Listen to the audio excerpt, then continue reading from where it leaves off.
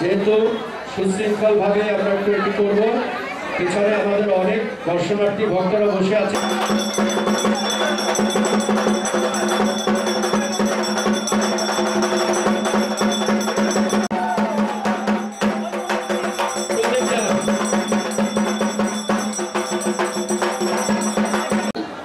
মহাঘরৈ যোগিনী কোটি পরে রত্তাওই সহিত পুষ্প বিল্লপত্রাঞ্জলে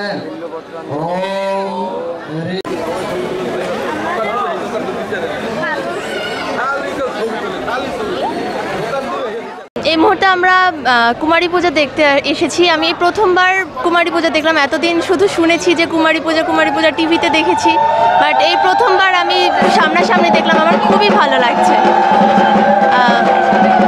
মায়ের পুজোর মায়ের একটা রূপ হিসেবে নারীদের ধরা হয়, তো ওর মধ্যে আজকে মা অবস্থান করবেন সেটাই বোঝানো হয়েছে, যে মা ওর মধ্যে অবস্থান করবে, ওর মাধ্যমে বিশ্বের সকল নারীকে সম্মান দেওয়ার জন্য কুমারী পুজোর প্রচলন। আমরা এই কারণেই কুমারী পুজো করি। কুমারী পুজো মানেই মায়ের জননী, মা জগৎ জননী, মায়ের প্রতি সম্মান, স্নেহ, ভালোবাসা, নারীদের জাগরণ, এটাই। আসলে কুমারী পূজা হচ্ছে মায়েরই আরেক রূপ। মায়ের কুমারী রূপকেই আর কি প্রত্যেক বছর অষ্টমীর দিন আর কি পুজো করা হয় আর কি, আমরা পুজো করি। তো ভালোই লাগছে। এখানে গত 2 বছর ধরে আর কি বরিশালের মধ্যে এখানেই কুমারী পূজা হচ্ছে, তো প্রত্যেক বছর আসছি, ভালোই লাগছে। আমরা সবাই প্রার্থনা করছি যে মা আমাদের কাছে এসছে 5 দিনের জন্য আনন্দ ফুর্তি দিতে। আবার মার কাছে আমরা প্রার্থনা করছি সবার মঙ্গল হোক, সবার শরীর স্বাস্থ্য সুস্থ থাকুক, দেশের যে অসুবিধা অসামাজিকতা এবং মহামারী লেগেছিল এ থেকে মুক্ত হোক।